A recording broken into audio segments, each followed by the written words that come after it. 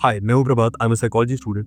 हम अपने आसपास देखते हैं और हमें इतने सारे क्रिएटिव लोग दिखते हैं, चाहे वो म्यूजिक हो, चाहे वो आर्ट हो, चाहे वो खाना बनाना हो। हमें हर प्रकार के नए नए लोग दिखते रहते हैं जो कि अपनी फील्ड में बहुत ही ज्यादा क्रिएटिव होते हैं। और आज इस वीडियो में मैं आपको वही बताऊंगा कि कुछ साइकोलॉजिकल टूल जिसकी मदद से आप थोड़े और ज्यादा क्रिएटिव बन सकते हैं। पहला, एक्सपैंड योर नॉलेज। देखो, तुम किसी भी फील्ड में हो, अगर तुम्हारे पास उसके बारे में बहुत ही कम नॉलेज है, तुम्हारा नॉलेज बहुत लिमिटेड है, अलग अलग कल्चर्स के बारे में नहीं है, ठीक है, तो तुम्हारे जो पर्सपेक्टिव होगा वो भी बहुत छोटा होगा। जब तुम अपनी नॉलेज को बढ़ाते हो, तुम अलग अलग कल्चर्स के बारे में पढ़ते हो, अलग अलग पर्सपेक्टिव्स के बारे में पढ़ते हो, तो तुम्हें समझ आता है कि अच्छा, इस तरीके से भी लोगों ने सोचा था सेम चीज को, इस तरीके से भी ये चीज काम करती है। और ये तुम्हारा फाउंडेशन बनता है, तुम्हारी नींव बनता है नए कनेक्शन बनाने के लिए।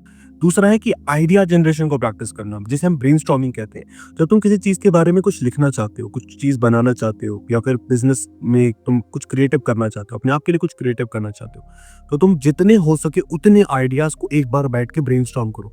कुछ आइडियाज बहुत ही ज्यादा अच्छे होंगे, कुछ होंगे जो निहायत ही बकवास आइडियाज होंगे, बट जो बहुत अच्छे आइडियाज है वो ऐसे ही निकलेंगे और तुम्हारी क्रिएटिविटी भी इसी तरीके से झलकेगी। तीसरा है बोर्डन। तुमने नोटिस करा होगा, जब तुम वॉशरूम में नहा रहे होते हो या फिर तुम ऐसे ही वॉक कर रहे होते हो, अचानक एक क्रिएटिव सा आइडिया आता है, तुम्हें समझ भी नहीं आता ये अचानक ही क्रिएटिव सा आइडिया आया कहाँ। बट हाँ, जब हमारा ब्रेन बोर हो रहा होता है तब वो वॉन्डर करता है। जब वो वॉन्डर करता है तो हमारे अनकॉन्शियस माइंड से कुछ ऐसे क्रिएटिव आइडियाज तुम्हारे सामने से फेंकता है और वही बहुत ही ज्यादा क्रिएटिव बन जाता है। चौथा है नए पर्सपेक्टिव को समझना। जब तुम नई किताबें पढ़ोगे, नए लोगों से बात करोगे, अलग अलग लोगों से बात करोगे जो कि अलग अलग कल्चर से आते हैं, या फिर अलग अलग पर्सपेक्टिव देखोगे, तब तुम्हारा सोचने का नजरिया बहुत ज्यादा ब्रॉड होगा।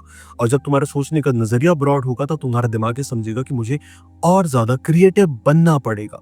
तुमने क्या करा, तुमने तुम्हारा एक पर्सपेक्टिव था, तुम्हें किसी और इंसान ने दूसरा पर्सपेक्टिव दिया और तुमने खुद एक तीसरा पर्सपेक्टिव बनाया, और ये इस तरीके से काम करता है। नेक्स्ट है कंस्ट्रेंट का इस्तेमाल करना। मतलब कि अगर तुम्हारे पास कोई लिमिटेशन है, चाहे पैसों की कमी है, टाइम की कमी है, एनर्जी नहीं है, या किसी भी चीज की लिमिटेशन है तुम्हारी, तो तुम उसका इस्तेमाल कर सकते हो एक जुगाड़ लगाने के लिए। बट ये जुगाड़ होगा साइकोलॉजिकल जुगाड़, जिसमें तुम अपनी क्रिएटिविटी को बाहर लेकर आओगे।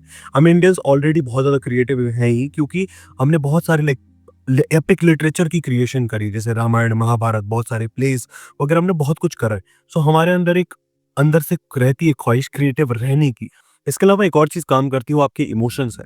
अगर तुम अपने इमोशंस को एक्सप्रेस करते हो अपने आर्ट के फॉर्म में, अपने काम के फॉर्म, उसी प्रकार तुम भी अपनी इमोशंस वगैरह को इस्तेमाल कर सकते हो नई आइडियाज के लिए। उसके अलावा है माइंडफुलनेस प्रैक्टिस करना, कि तुम प्रेजेंट में जी रहे हो। देखो, होता क्या है, जब तुम प्रेजेंट में जी रहे होते हो ना, तो तुम्हारा दिमाग एक चीज का इस्तेमाल करता है, वो है इम्प्लिसिट एक्सप्लिसिट इंटरप्रेट। इसका मतलब होता है तुम्हारा दिमाग इम्प्लिसिट चीज विच इज योर अनकॉन्शियस और एक्सप्लिसिट चीज विच इज योर कॉन्शियस, इन दोनों का इस्तेमाल करता है। तुम्हारी आसपास में क्या चल रहा है, तुम वो उस इंफॉर्मेशन को लेता है, तुम्हारे अनकॉन्शियस में क्या चल रहा है वो इस इंफॉर्मेशन को लेता है, दोनों को जोड़ता है और एक नया आइडिया बनाता है। तो दैट वाई लोग हमेशा से कहते आ रहे हैं कि प्रेजेंट में जियो, because when you live in present you get more and more creative. और उसी प्रकार तुम किसी भी फील्ड में जब तुम माइंडफुल रहे तो तुम ज्यादा क्रिएटिव हो पाते। और लास्ट चीज मैं बोलूंगा वो है कि अपने फेलियर को रीडिफाइन करो। तुम ऐसे कुछ क्रिएटिव आइडियाज ढूंढने का ट्राई करोगे तो तुम्हारे पास ज्यादातर जो आइडियाज है खटिया आएंगे। तुम्हें बहुत सारी फेलियर्स का सामना करना पड़ेगा, तुम्हें बहुत सारे सेटबैक्स का सामना करना पड़ेगा। बट एक्चुअल हिस्ट्री में जब हम देखते हैं, इतने सारे क्रिएटिव जीनियस वही है जिन्होंने बहुत सारी हार का सामना करा था। उसी प्रकार तुम्हें उस फेलियर को रीडिफाइन करना पड़ेगा ताकि तुम अपने अंदर की छुपी क्रिएटिविटी को बाहर ला सको। देखो, अंत में बस ये कहना चाहूंगा कि क्रिएटिविटी सबके अंदर होती है, वो बस एक नर्चर वाली चीज होती है। मतलब कि तुम जितना ज्यादा प्रैक्टिस करोगे, जितना ज्यादा अपने आप को उस चीज में ढालते जाओगे, तुम उतने ज्यादा क्रिएटिव होते जाओगे। शुरुआत में कोई भी आर्टिस्ट बिल्कुल भी क्रिएटिव नहीं होता। विथ टाइम जैसे जैसे वो और ज्यादा स्किलफुल होता जाता है, वो और ज्यादा क्रिएटिव होता जाता है। और हम सब किसी ना किसी प्रकार से एक आर्टिस्ट ही है। तो आज की वीडियो के लिए इतना ही, मिलता हूँ किसी और वीडियो में, तब तक के लिए बाय बाय।